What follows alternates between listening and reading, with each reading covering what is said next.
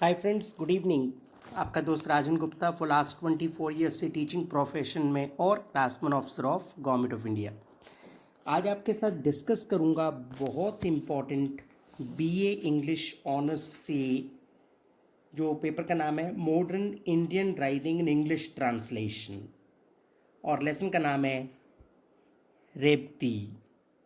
दोस्तों ये एक उड़ीसा से शॉर्ट स्टोरी है जिसे लिखा है फ़कीर मोहन सेनापति साहब ने, और इसको बाद में इंग्लिश में ट्रांसलेट किया गया। ये उड़िया में लिखी गई थी। सबसे पहले इंपॉर्टेंट क्वेश्चन लूँगा दोस्तों। लास्ट ईयर के पेपर में पहला क्वेश्चन जो आपके साथ डिस्कस कर रहा हूँ वो था द आउटब्रेक। इस कहानी में कॉलरा मतलब हैजा फैल जाता है, तो the outbreak of cholera in Revathi serves both a realistic as well as symbolic purpose. Discuss कि किस तरह से जो ये कॉलरा का फैलना है रेवती नाम की इस कहानी में, ये एक रियलिस्टिक पर्पस भी सर्व कर रहा है और सिंबॉलिक पर्पस भी सर्व कर रहा है। क्वेश्चन नंबर 1 इंपॉर्टेंट है, एग्जाम में फिर पूछा जा सकता है। दूसरा क्वेश्चन आपको दोस्तों पूछा जा सकता है, discuss Revathi as a feminist work, मतलब किस तरह से ये महिलाओं के बारे में है। तीसरे इंपॉर्टेंट क्वेश्चन हो सकता है दोस्तों, discuss the story as a tragic story, मतलब ये ट्रेजिडी है, लास्ट का जो अंत है वो बहुत दुखद है।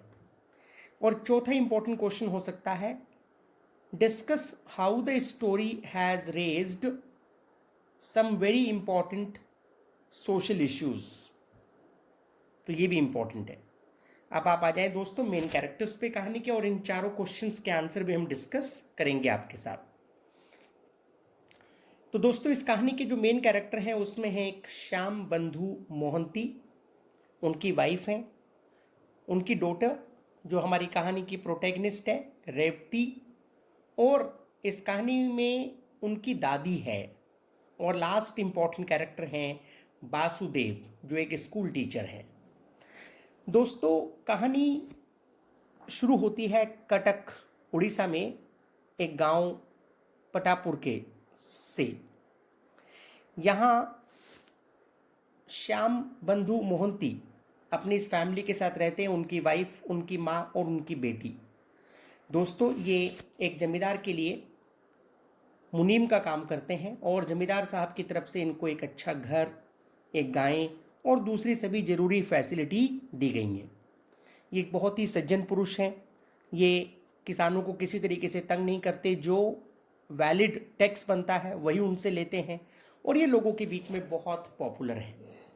दोस्तों इनका जो आउटलुक है वो मॉडर्न है, और ये महिलाओं की एजुकेशन को हमेशा जोर देना चाहते हैं, और इसी के चलते ये इवन अपनी बेटी की एजुकेशन के भी फेवर में हैं। अब होता ये है कि इनके इस गांव के अंदर एक स्कूल खोला गया है, और वहाँ पे एक टीचर भी अरेंज किए गए हैं, वासुदेव मोहपात्रा।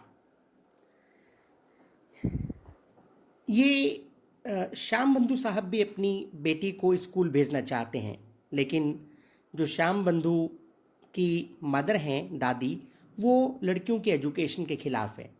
इनका मानना है कि लड़कियों को स्टिचिंग यानी सिलाई, कुकिंग और जो घर के काम है वो सिखाए जाने चाहिए, और लड़कियों को पढ़ाया जाना बिल्कुल भी सही नहीं है। उनका मानना है कि अगर लड़कियों को पढ़ाया जाएगा तो अनर्थ होगा, और परिवार में कई तरह की मुसीबतें, तकलीफ, दिक्कतें आ सकती हैं। लेकिन श्याम बंधु इन बातों में बिलीव नहीं करते। इधर रेवती भी बहुत इंटेलिजेंट है, पढ़ना लिखना चाहती है, और जिसके चलते वो उसकी बात को मानते हैं, और वासुदेव मोहपात्रा जो एक्चुअली उनकी कास्ट से ही हैं उनको हायर करते हैं कि वो उनके घर आके उनकी बिटिया को पढ़ा दें, और इस तरह से उनकी बिटिया इनके ही जाति के एक लड़के वासुदेव मोहपात्रा से पढ़ना शुरू कर देती है। ये इंटेलिजेंट है, जल्दी ही ये काफ़ी कुछ सीख लेती है, और इधर जब ये टीचर इनको पढ़ा रहे और ये सीख रही हैं तो धीरे धीरे इनके बीच में एक साइलेंट लव भी डेवलप हो जाता है। श्याम बंधु की जो वाइफ है वो भी वासुदेव को अपने बेटे की तरह मानती हैं और अक्सर इनको डिनर के लिए बुलाना वगैरह। तो इनके एकदम पारिवारिक संबंध हैं और जल्दी ही वासुदेव इनके परिवार में बहुत घुल मिल जाते हैं। तब इनके परिवार में एक ट्रेजेडी आती है। दोस्तों, ये इससे पहले बता दूं, जमींदार के लिए एक टैक्स कलेक्टर के रूप में, टैक्स कलेक्ट करने वाले के रूप में काम कर रहे हैं। अब इनके परिवार में एक समस्या आ जाती है। गांव में एक कॉलेरा फैल गया है और इसके श्याम बंधु मोहंती भी इसके विक्टिम बनते हैं और इससे उनकी डेथ हो जाती है। इनके जब ये बीमार पड़े हैं तो कोई भी इनके नज़दीक नहीं आता है, सिर्फ वासुदेव ही इनको पानी देने आता है, क्योंकि ऐसा माना जाता है कि इससे ये बहुत जल्दी छूत का रोग है और दूसरों को भी फैलता है। तो गांव वाले इस सिचुएशन में उसके आसपास भी नहीं फटकते हैं और इस तरह से उनकी मृत्यु हो जाती है। ये बहुत ही दुखद है, लेकिन इस दुखद घटना का अंत यहीं तक नहीं होता है। कुछ 2 ही दिन के बाद इनकी मदर, रेवती की मदर को भी कॉलेरा हो जाता है और इसी तरह से क्विक सक्सेशन में उनकी भी मृत्यु हो जाती है। अब घर में दादी और रेवती ही बची हैं और ये एक बहुत ही मुश्किल समय है। जमींदार ने अपनी सभी फैसिलिटीज़ को, जैसे कि गायें, इनके पास खेती करने के लिए कुछ ज़मीन और मकान, इन सबको विड्रॉ कर लेता है, वापस ले लेता है। और इस तरह से ये फलता फूलता परिवार, जिसको कोई फाइनेंशियल प्रॉब्लम नहीं थी, जहाँ सब कुछ ठीक चल रहा था, उसमें सब कुछ गड़बड़ हो जाती है, सब कुछ तितर बितर हो जाता है, सब कुछ बिखर सा जाता है और दादी पोती इस बड़ी मुसीबत में है। तो दोस्तों, इनकी इस मुसीबत के समय वासुदेव उनकी जिम्मेदारी लेता है, क्योंकि वहाँ कोई और जिम्मेदार पुरुष नहीं है जो उनको सपोर्ट कर सके इस समस्या के समय। दादी इन सब घटनाओं के लिए अपनी पोती को ही जिम्मेदार मानती है कि पोती ने ही पढ़ने की इच्छा जाहिर की और इसी के चलते पूरे परिवार के लिए ये सारी प्रॉब्लम्स आईं, है ना। And then she keeps on cursing her, जो कि रेवती के लिए बहुत पेनफुल है, टॉर्चर वाली बात है। क्यों? क्योंकि फादर एंड मदर की डेथ ऑलरेडी हो चुकी है और उसके बाद दादी की ये सारी टॉन्टिंग उसके लिए बहुत पेनफुल है। लेकिन दोस्तों, भगवान शायद कुछ ज़्यादा ही क्रूएल है। वासुदेव महापात्रा को एक एग्ज़ाम देने के लिए जाना है। जब ये एग्ज़ाम देने के लिए जाते हैं तो वहीं ये कॉलेरा से बीमार पड़ जाते हैं और इनकी भी मृत्यु हो जाती है। एक साथ एक के बाद एक 3 डेथ और अब परिवार में सिर्फ दादी और पोती बचे हैं। दादी का और भी ज़्यादा विश्वास हो गया है कि ये सब सीरियल डेथ जो हुई हैं एक के बाद एक, ये रेवती के पढ़ने की इच्छा का ही कॉन्सिक्वेंस है, परिणाम है, और इस हिसाब से वो उसको कारण मानना शुरू कर देती हैं, उसको खूब कोसती हैं। दोस्तों, रेवती के लिए भी ये बहुत पेनफुल है। वो अपनी मदर, अपने फादर दोनों को मरता देख चुकी है और उसके बाद उसके लवर और मेंटोर जो उसको पढ़ाते थे, जो उसको डायरेक्शन दिखा रहे थे, उनकी मृत्यु से वो और भी ज़्यादा दुखी है। इसके अलावा दादी की टोंटिंग अनबेरेबल है। घर की फाइनेंशियल प्रॉब्लम बहुत बड़ी हो गई है, बहुत ज़्यादा डिफ़िकल्टीज आ गई हैं। अब हम देखते हैं कि जब इनके पास कुछ खाने को नहीं है तो घर में एक ही यूटेंसिल बचा है जिसको दादी बेच के आती है और दादी चाहती है कि कुछ खाना वगैरह उससे बनाया जाए, जो थोड़ा सा पैसा मिला है। वो चिल्लाती है, रेवती कहाँ गई हो, पानी लेके आओ, चलो खाना बनाओ, लेकिन कोई जवाब नहीं आता। और जब वो ढूंढती हैं तो हम कहानी के इस ट्रेजिक एंड पे आ रहे हैं दोस्तों। उसे कोने में पड़ी हुई मरी हुई रेवती मिलती है। वो उसे जगाने की कोशिश करती हैं, उठाने की कोशिश करती हैं, लेकिन रेवती की मृत्यु हो चुकी है।